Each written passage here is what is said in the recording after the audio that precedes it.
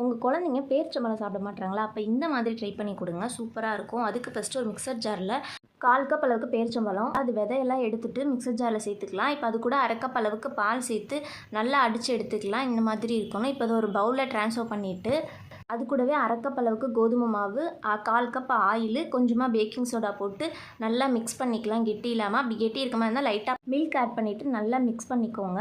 இப்போ இது கூட 3 ஸ்பூன் அளவுக்கு நாட்டு சர்க்கரை ஆட் பண்ணிக்கிறேன். அதையும் சேர்த்து நல்லா மிக்ஸ் பண்ணிக்கலாம். இப்போ ஒரு பவுலில் நெய் தடவிக்கலாம். தடவிட்டு நம்ம ரெடி பண்ணி வச்சுருக்க பேட்டரை அதில் ஊற்றிட்டு நல்லா இந்த மாதிரி சமப்படுத்தி வச்சுக்கலாம்.